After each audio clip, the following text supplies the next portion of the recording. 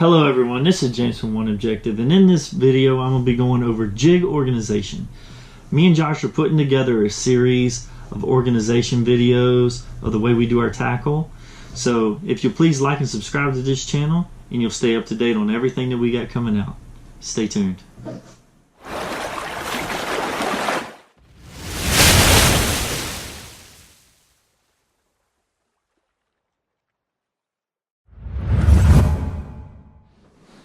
Hello everyone, this is James from OneObjective.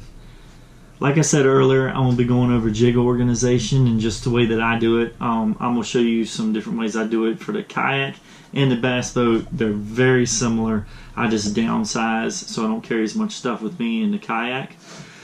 My jig box, this is just a 3700 tackle box. And what I do is to organize my jigs, because I throw a lot of different weights, football heads, Arky style heads, swim jigs, all different types.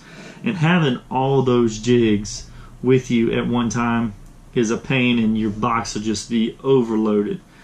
So what I do is, I do make all my jigs. So I pull all my skirts and I make all my own skirts and everything. And I just leave them in skirt form.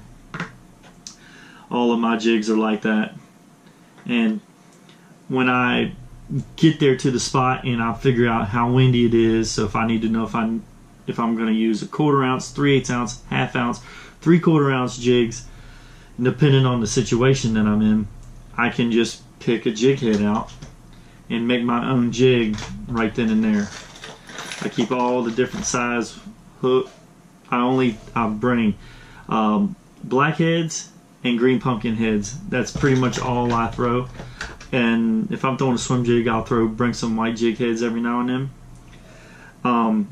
But that's pretty much what I do. I just make them right up as I go, and I think it's way more efficient for me because I can carry a lot more jigs of the same color. So if they're really hitting it and only have 2 3/4 ounce jigs, I have a lot more than that if I just don't waste all my heads on making every one of these a jig right off the bat. So I just make them up as I go. That's been working for me for the last 4 or 5 years. It's just the way I've done it. And then I always have everything that I need, and I can just stock up because I keep tons of skirts. I mean, like just these right here. I mean, I keep a ton. So just it's just more efficient for me. It doesn't really take that long to tie one. I'll do another video on how I do my jigs, because sometimes I'll just do them certain ways, sometimes I'll do them ways if I'm skipping, stuff like that, to make sure that the skirts and stuff don't come off of them. I'll do another video on how I do all that. But that's just how I do my big box. My small box is exactly the same way. I just don't carry as much in here. Keep all my jig heads down. And I have all these different color jigs, and I can just have 4 or 5 different jig heads. And that way, if you're running low, you can take and undo one of your jigs and put it on a skirt that is working for that day. So this is just some of the jig skirt colors that I carry. These are pretty much my go-tos. I don't think you need a ton of jig colors, but that's just how I organize my jigs. I hope you like what you've seen in this video. Like I said earlier at the very beginning of the video, me and Josh are going to be doing a whole series on tackle organization.